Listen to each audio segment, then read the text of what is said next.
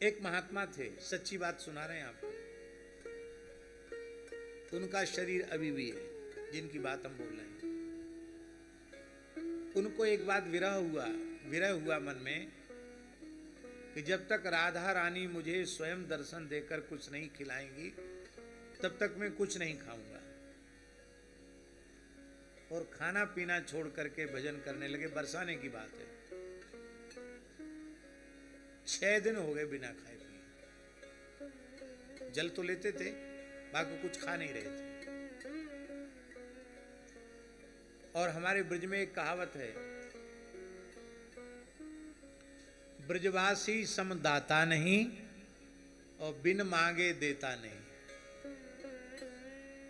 ब्रजवासी दाता हैं, राधे श्याम कहो तो जाके टुकड़ा दे देंगे। तो आप नहीं मांगने जाओ तो भूखे भले ही मर जाओ, कोई देखने वाला नहीं। ऐसे तो मेरे बाबा जी तो ब्रज में कितनों को ध्यान दें। वो किसी को क्या पता जंगल में कोई महात्मा भूखा प्यासा है। 6ठे दिन की रात्रि में उनको एक स्वप्न हुआ कि एक सखी आई है स्वप्न में और वो कह रही कि महल में आपका निमंत्रण है। तो उन्होंने कहा कि कौन हो आप न्योता देने वाली, किसके महल में जाना है? लाडली जी ने महल में बुलाया है। आप कौन है? मैं ललता जी हूं। स्वामी जी ने भेजा है न्योता देने के लिए कि बाबा भूखा है 6 दिन से, उसको लाओ, हम अपने हाथ से परोस के जिमाएंगे। स्वप्न है। अब खुश हो गए महात्मा और चले गए सपने में महल में। तो श्री जी ने अगवानी की, आओ आओ महाराज विराजो, और थाल परोस के प्रेम से जिमाने लगे। बोले हम तो ऐसे अमन यहाँ तो पाएंगे नहीं, पहले आप लोगों को पाना पड़ेगा तब हम पाएंगे। तो बोले नहीं, आज तो न्योता है, आपके पाने के बाद हम पाएंगे। बोले नहीं तो हम कुछ खाएंगे नहीं।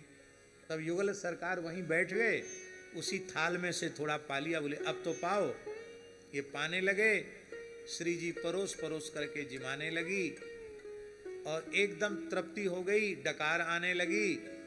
बोले अब तो एकदम पेट भर गया है, इतना स्वादिष्ट प्रसाद तो कभी आज तक पाया नहीं। और जब जगे तो उनको लग रहा था कि गला तक अन्न से भरा हुआ है। अब देखो, स्वप्न में खाया गया और प्रत्यक्ष क्षुधा की निवृत्ति हो गई। और ऐसी क्षुधा निवृत्ति हुई कि कम से कम 15 दिन तक भूख प्यास कुछ भी नहीं लगा। अब आप बोलोगे वो स्वप्न है क्या? स्वप्न तो नहीं है। ऐसी कितनी घटनाएं हम आपको सुना सकते हैं। कितनी घटनाएं सुनकर आपको विश्वास नहीं हुआ कि ये भी संभव है क्या? इसलिए स्वप्न दर्शन को भी हल्के स्तर पर नहीं लेना चाहिए। जिस किसी भाग्यशाली को स्वप्न में भगवान का दर्शन होता है, वे भाग्यशाली जीव निश्चित ही धन्यवाद के पात्र हैं। क्योंकि स्वप्न विज्ञान जो है ना, हमारा मन ही दृश्य का निर्माण करता है। तो हमारा अंतःकरण जब तमोगुण प्रधान होता है तो तामसी स्वप्न आते हैं, रजोगुण प्रधान होता है तो राजसी स्वप्न आते हैं, और जब सतोगुण प्रधान होता है चित्त, तब गंगा जी के दर्शन, तीर्थों का दर्शन, गौ ब्राह्मण का दर्शन, संतों का दर्शन, सत्संग, ये होता है। और जब गुणातीत अवस्था की ओर जाता है अंतःकरण, तब भगवान का दर्शन होता है। तो स्वप्न जो है ना, वो साधक की उपासना का दर्पण है। आप भजन साधन कर रहे हैं, आपके चित्त की स्थिति क्या है, ये स्वप्न से समझ में आता है। लोग कहते स्वप्न झूठे होते हैं और स्वप्न बिल्कुल सत्य होते हैं। हम कोई उसको अन्यथा भाव मत लेना, केवल ये बात बता रहे हैं कि स्वप्न सत्य होते हैं। पूज्य गुरुदेव भक्तमाली जी की कथा गहुवर वन में हो रही थी बरसाने में, दासवी साथ में था। रासमंडल पर महाराज जी की कथा होती थी, 2 समय कथा होती थी। शाम को एक निम्बार्क संप्रदाय के संत थे श्रृंगारी जी, और एक श्री राजा रामदास जी महाराज अभी भी हैं, रामानंद संप्रदाय के संत, ऐसी 2-4 संत मिलकर के ब्रजवासी विप्र बालकों का राधा कृष्ण के रूप में श्रृंगार करते थे। ललिता, विशाखा और राधा कृष्ण 4 स्वरूप, और रास मंडल पर बिठा करके उनकी आरती कर लेना, उनको भोग लगा लेना, और कभी हित चौरासी जी, कभी केलीमाल जी, कभी महावाणी का कोई एक पद गा लेना, ऐसे नित्य करते थे। फिर उनका सब प्रसाद लेते थे, तो हम प्रसाद नहीं लेते थे। वही श्रृंगार, दौड़ के कक्ष में गए, गोद में बैठे, और वैसा ही दृश्य पूरा का पूरा घटित हो गया। माने एक अक्षर क्या, एक मात्रा भी झूठी बात नहीं हुई। जो देखा स्वप्न में उसे 24 घंटे भी नहीं लगे। 24 घंटे कहाँ लगे? सवेरे 4 बजे तो स्वप्न दिखा है, और शाम को 6 बजे प्रत्यक्ष हो गया, 6 साढ़े 6 बजे प्रत्यक्ष हो गया, तो 24 घंटे कहाँ बीतने पाए? पूरा दृश्य प्रत्यक्ष हो गया। अब इसके बाद हमारे पता नहीं कैसे रुआंसी आ गई, रोने लगे हम, जब तो छूट गया। ठाकुर जी श्री जी के चरणों में सर रख के प्रणाम किया। फिर मैंने रात्रि को महाराज जी को ये स्वप्न बताया, तो महाराज जी ने उत्तर दिया, बोले तुम्हारे मन में ये भाव था कि ये भगवान नहीं है, ये ब्रजवासी बालक हैं। इन्हीं ब्रजवासी विप्र बालकों में साक्षात भगवान हैं। ऐसी भावना करके ब्रज के महान रसिक संतों ने प्रत्यक्ष भगवान की लीला का अनुभव किया है। इसलिए इन्हें बालक न माने, इन्हें प्रत्यक्ष भगवान का स्वरूप माने। और तब से मन में ये भाव हो गया कि स्वरूप सरकार साक्षात भगवान है। तो अब स्वप्न तो स्वप्न नहीं रहा, स्वप्न भी प्रत्यक्ष हो गया। इसलिए पहला दर्शन स्वप्न दर्शन है, दूसरा दर्शन है ध्यान का दर्शन। ध्यान भी 2 प्रकार का होता, बहुत ध्यान से सुने। एक तो गुरु प्रणाली से प्राप्त ध्यान, जिससे हम भावना करें भगवान के चरण ऐसे, भगवान के प्रपद ऐसे, भगवान के घुटने ऐसे, भगवान की भुजाएं ऐसी, भगवान का वक्षस्थल, भगवान का पीतांबर, मोर मुकुट, बंसी, लकुट, जो भी आप स्वरूप ध्यान करते हैं उसका ध्यान करें। एक तो ये हुआ, और एक यह हुआ कि हम ध्यान का प्रयत्न नहीं हमको करना पड़ा, भगवान ने अपनी ओर से कृपा की और अपने मंगलमय स्वरूप को हमारे ध्यान में प्रकाशित कर दिया। जैसे नारद जी, नारद जी के चरित्र में आता ना कि श्री नारद जी बैठकर ध्यान कर रहे थे, और हृदयासीन में सनईर हरि, मेरे हृदय में सनई भगवान प्रकट हो गए। ये भी भगवान का ध्यान है। ये स्वप्न के ध्यान से ध्यान का दर्शन बहुत श्रेष्ठ है, क्योंकि यम नियम आसन प्राणायाम प्रत्याहार धारणा के बाद ध्यान, फिर समाधि, तो यह बहुत ऊंची अवस्था है।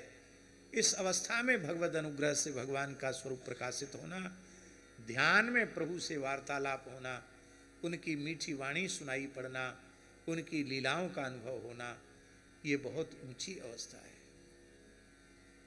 ध्यान। और इससे तीसरी अवस्था है प्रत्यक्ष। इसी शरीर से, इसी जीवन में, इन्हीं नेत्रों से भगवान के कोटि कोटि कंदर्प दर्प दलन करने वाले मधुराति मधुर स्वरूप का प्रत्यक्ष दर्शन कर लेना, अनुभव कर लेना। नयन भर देखो नंद कुमार, आंख भर के भगवान को देख लेना। पर इन तीनों दर्शनों में वियोग है। स्वप्न टूट जाएगा तो स्वप्न दर्शन का वियोग हो जाएगा, ध्यान निवृत्त हो जाएगा तो ध्यान का वियोग हो जाएगा, नारद जी को हो गया। और प्रत्यक्ष भगवान हमेशा तो खड़े रहेंगे नहीं, दर्शन देकर वरदान देकर चले जाएंगे तो फिर रोना पड़ेगा, प्रभु कहाँ चले गए। गोपियों के बीच से भगवान चले गए तो गोपियां रोई कि नहीं रोई। इसका मतलब है ये तीनों प्रकार का दर्शन शाश्वत प्राप्ति नहीं है। शाश्वत प्राप्ति है वासुदेव सर्वमिति स महात्मा सुदुर्लभा सारे चराचर में भगवान का अनुभव होने लग जाना, ये शाश्वत प्राप्ति है कृष्ण की। और संपूर्ण चराचर में जब तक भगवान की अनुभूति न होने लग जाए तब तक भक्ति योग का आचरण करना चाहिए। अध्यात्म रामायण में भगवान श्री राम ने झाजी कहा है कौशल्या जी से, यावन्न पश्येद अखिलम मदात्मकम तावन मदाराधन तत्परो भवेत। जब तक सारा चराचर मेरे स्वरूप में अनुभव में न आने लग जाए तब तक भक्ति योग के द्वारा मेरी उपासना करनी चाहिए। तो क्या उसके बाद भक्ति योग छोड़ देना चाहिए? फिर तो उपासना शुरू होगी। सच्चा भक्ति योग तो बनेगा ही तब जो सर्वत्र भगवान का अनुभव होने लग जाएगा। ये देखो श्याम, ये देखो श्याम, यही तो है मेरे जीवन का। ये देखो श्याम, ये देखो श्याम, यही तो है मेरे जीवन का। ये देखो श्याम, ये देखो श्याम, ये देखो श्याम,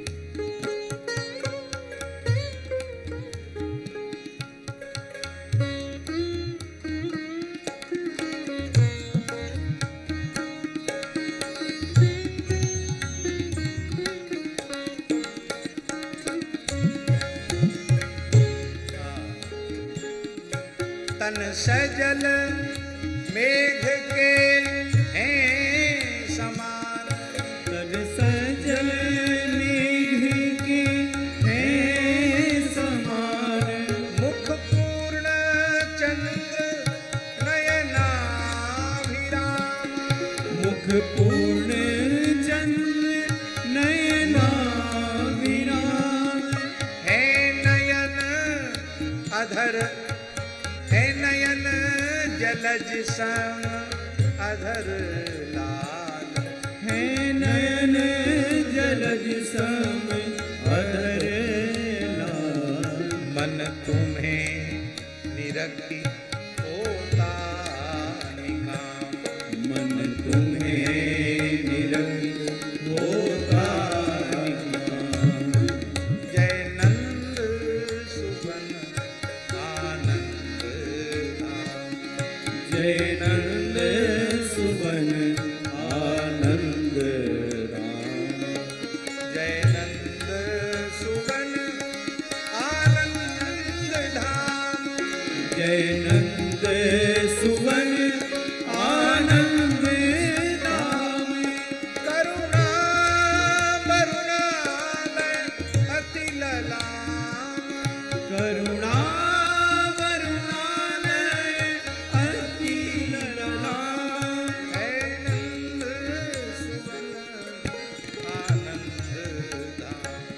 जय नंद सुवन आनंद त्रैताप हारी प्रभु तेरा नाम, त्रैताप हारी प्रभु तेरा नाम।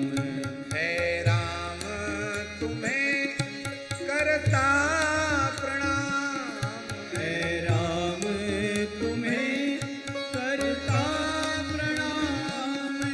जय नंद सुवन आनंद धाम, जय नंद सुवन आनंद धाम। करुणा वरुणालय अति ललाम, करुणा वरुणालय हरि देखो श्याम ये देखो श्याम यही तो है मेरे जीवन का। ये देखो श्याम ये देखो श्याम यही तो है मेरे जीवन का। ये हरिराम बाबा का पद है, बहुत अच्छे संत थे। हाँ, हाँ। तो शाश्वत प्राप्ति क्या है? सर्वत्र यत् सर्वत्र तदीक्षणम, यत् सर्वत्र तदीक्षणम, सर्वत्र भगवान का अनुभव होने लग जाना, इसका प्रकार है। सबसे पहले गुरु तत्व में भगवान का अनुभव करो, फिर गुरु उपदेश से गाय में, ब्राह्मण में, तुलसी में, पीपल में, संत में, माता पिता में, अतिथि में भगवान का दर्शन करो। गंगा जी में जो भी भगवान की विभूति योग में विभूतियां हैं, उनमें भगवान का दर्शन करो। फिर इससे आगे जब अवस्था बढ़ेगी तो फिर सर्वत्र खम वायुमग्निम सलिलम महिश्च, और अंत में सरित समुद्राश्च हरे शरीरम यत्किंच भूतम प्रणमेद अनन्यः। पर ये सर्वम खलविदम ब्रह्म सर्वम विष्णुमयम जगत, इसकी पहली इकाई है। एक जगह पहले भगवान को स्वीकार कर लो, फिर धीरे धीरे साधन करते करते, सत्संग करते करते, अपनी दृष्टि को व्यापक बनाते बनाते फिर सर्वत्र भगवान का अनुभव होने लगा। ये केवल हम प्रवचन के लिए बात नहीं कह रहे हैं, हमने अपने पूज्य गुरुदेव श्री भक्तमाली जी को देखा है, वे प्रत्येक प्राणी में भगवान का दर्शन करते थे। प्रत्येक प्राणी में, अब प्राणी में ही नहीं, अचेतन पदार्थों में भी भगवान का दर्शन करते थे।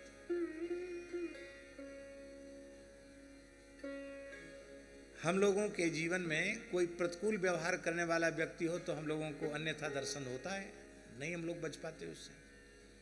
पर उनकी पूरे जीवन भर पूरी दृष्टि में न कोई चोर, न कोई दुष्ट, न कोई नास्तिक, न कोई नीच, कुछ नहीं, सब कुछ भगवान है। हम लोग भोजन करके छोड़ देते जूठी थाली, प्रेम से मान लेते। महाराज जी सो रहे थे, एक उन्हीं का एक विद्यार्थी सोते सोते उनके हाथ पर पटकने की आदत थी। गर्मी का समय था, छत पर सो रहे थे, दोनों पैर पटक के महाराज जी की छाती पर पटक दिए दोनों पैर। तो महाराज जी ने करवट नहीं बदली कि उनकी नींद भंग हो जाएगी। उस विद्यार्थी के दोनों चरण हाथ से पकड़ करके एकदम भाव विह्वल हो गए। जब वो जगा तो उसने देखा कि मेरे पैर महाराज जी की छाती पर हैं, महाराज जी बड़े प्रेम से उनको पकड़े हुए हैं। बहुत लज्जित हुआ। तो महाराज जी बोले, इसमें क्या हुआ? तकिया बन गया हमारी छाती, आपके चरणों का तकिया बन गया। आप वैष्णव हैं, ब्राह्मण हैं, संत हैं, भगवंत हैं, क्या हानि होगी?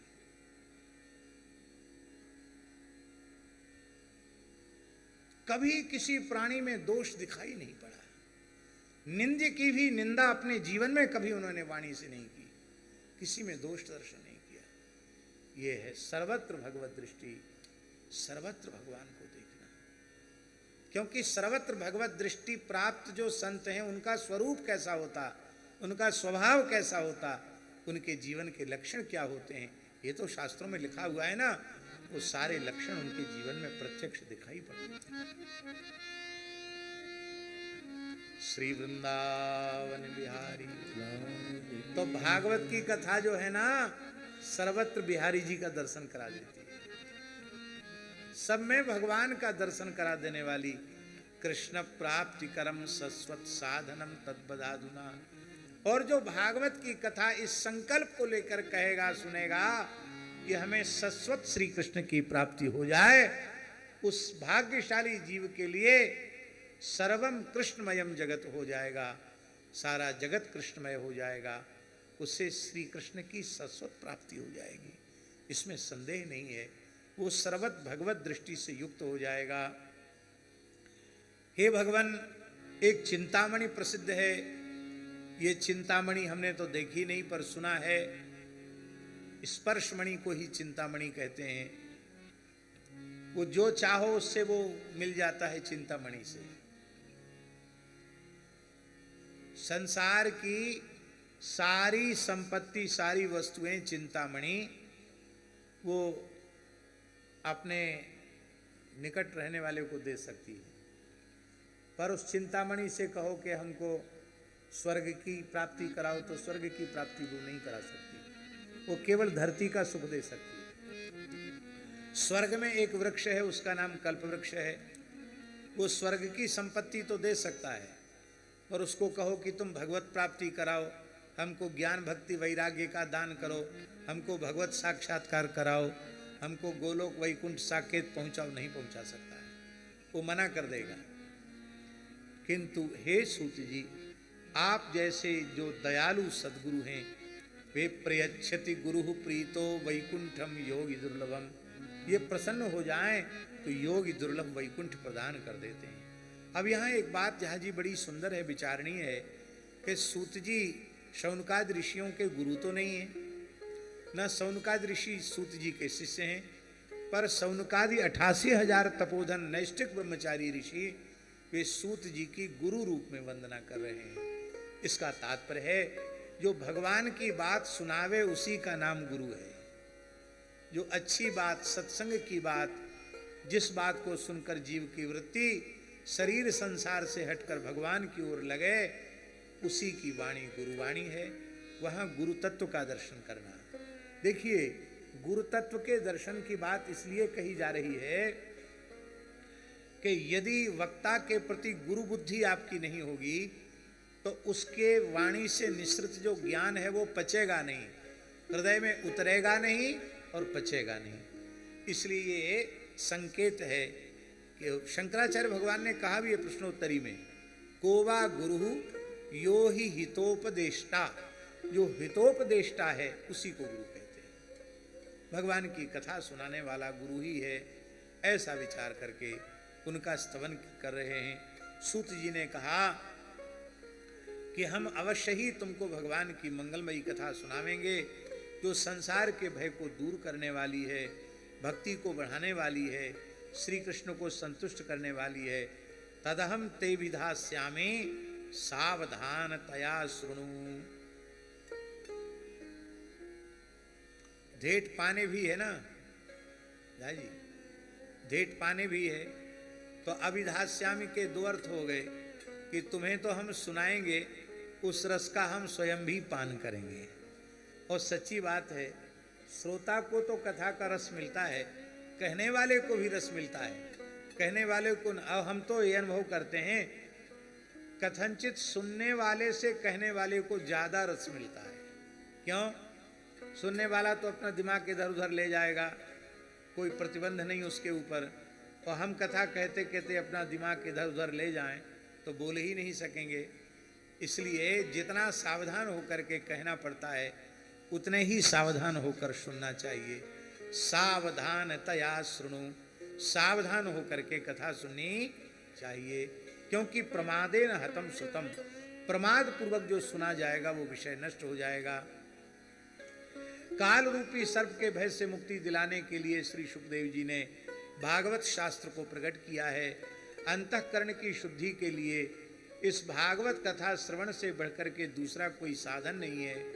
कई जन्मों का पुण्य पुंज जब एकत्रित होता है तब भागवत की कथा सुनने का सौभाग्य प्राप्त होता है।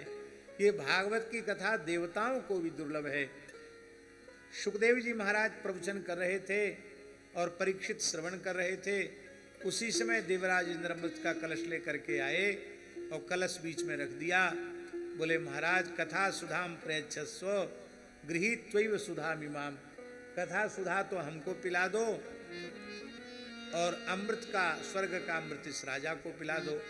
ये तक्षक डसने से भी इसकी मृत्यु नहीं होगी, ये मृत्यु के भय से मुक्त हो जाए।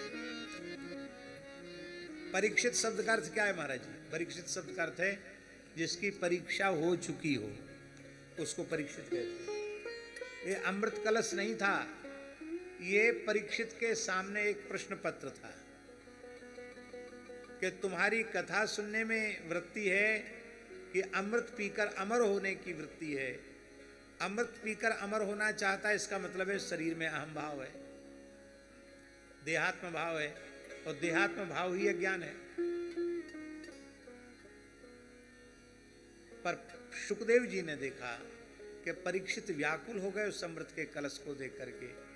कहीं ऐसा न हो कि सुखदेव जी कहेंगे ठीक है कथा तो तुम लोगों को सुनाएंगे और राजन अब तुम अमृत कलश पियो और जाओ प्रजा का पालन करो। कहीं ऐसा न बोल दें, ये जल्दी अमृत कलश लेकर चले जाएं। ये मनोभाव उस समय परीक्षित जी का है और इस भाव को समर्थ सदगुरु सुखदेव जी ने अनुभव किया और उन्होंने कहा कि अरे भाई सौदा कब होता है? जब बराबरी का हो तब सौदा होता है, हैं? क्या कहा उन्होंने? क्व सुधा क्व कथा लोके क्व काचः क्व मणिर्महान् ब्रह्मरातो विचार्यैवम् तदा देवान् जहास।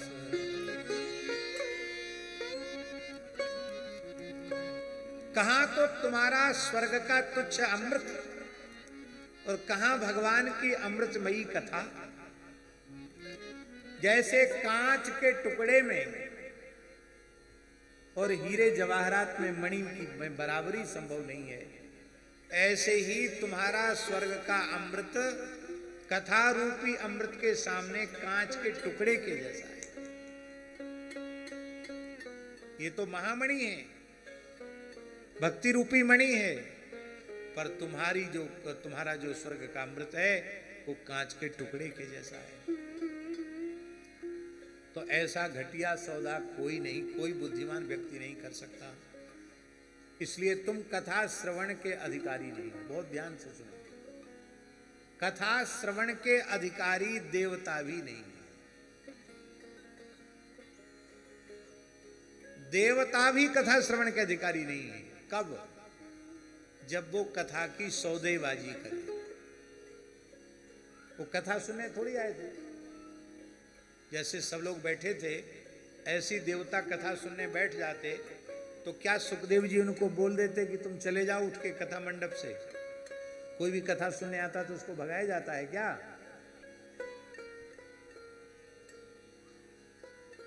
उसको भगाया तो नहीं जाता।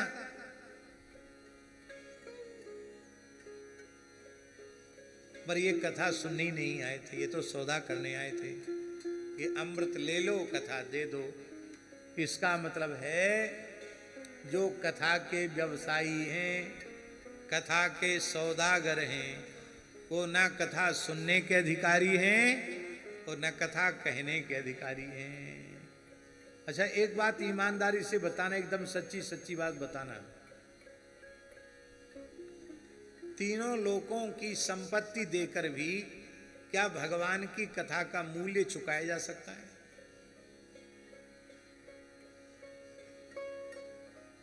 भगवान की कथा का कोई मूल्य है क्या? भगवान की कथा का मूल्य स्वयं भगवान है। अब देखो, गोकर्ण जी ने कथा सुनाई निष्काम भाव से, निर्लोभ वृत्ति से, तो भगवान ने उनका आलिंगन किया और आलिंगन करके अपने जैसा बना दिया। इसका